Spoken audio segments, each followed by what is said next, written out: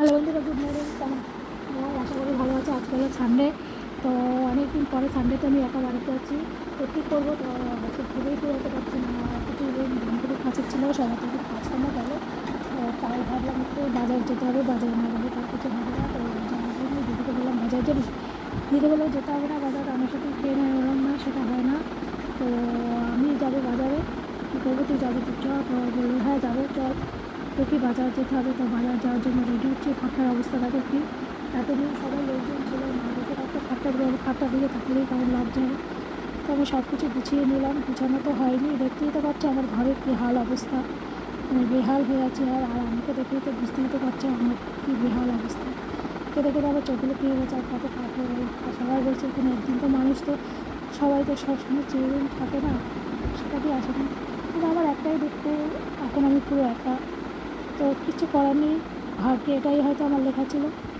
আর ভাগ্যের সব কিছুর সঙ্গে যুদ্ধ করা যায়, ভাগ্যের সাথে তো আর যুদ্ধ করা যায় না। তো যাই হোক, এরপর চোখগুলো ফুলে গেছে, গালগুলো হয়ে গেছে, কালো দাগ পড়ে গেছে। তো এটাকে নিয়েই চলতে হবে, আমার জীবনটাকে নিয়ে এগিয়ে যেতে হবে সামনের দিকে। যে কদিন আছি সে কদিন তো বাঁচতে হবে, মরতে তো আর পারবো না। তো বাঁচার জন্য তো কিছু একটা করতেই হয় বলো। তো দেখা যাক কী হয়। আর তোমরা তো আছো সাথে আমার। তো চান করে চলে এসেছি, দিয়ে রান্নাঘরে চান করে চলেছি, চান টান করে নিলাম। গালের ওপর দাগ হয়ে গেছে, কোনো কোনো দেখতে পাচ্ছি।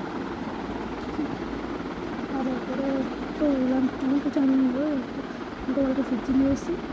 তাহলে হয়ে গেছে, এবার রান্না হয়ে গেছে। কী রান্না করবো তেমন কিছু নিয়ে দিদি সব কিছু নিয়ে আসলো। বললো রান্না করতে হবে, তাই একটু ভাত করলাম। মাথায় সেন্টে করলাম, আমি সেন্টে করে কেমন লাগছে। বিছনা থেকে একটু গুছিয়ে নিয়ে খেয়ে শুয়ে করবো, একটু বাইকটা রোদও আছে। তো ভাবলাম একটু খেয়ে নিয়ে শুয়ে পড়তে, মাথা সেন্টে চুলটাকে পেঁচিয়ে রাখলাম।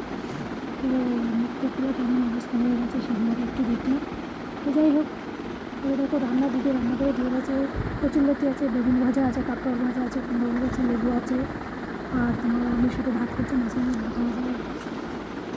আজকে চোখ ঢালা মাছ নিয়ে এসে, আর মাছের তরকারি দিয়ে দেবো মানে। আর আমি তো মাংস খাই না, খেতে জানি, তাহলেও খেতে হবে। তো এখন একটু খেয়ে নিই, একটু শুরু করে আর কী করবো বলো। কালকে তো আবার ডিউটি আছে, তো কালকে ডিউটি আছে করে মুখটা দেখে আমি থাকতে পারছি না, একটু দেখতে ইচ্ছে হয়ে গেছে ওকে তবে একটু ভাতটা খেয়ে নিই।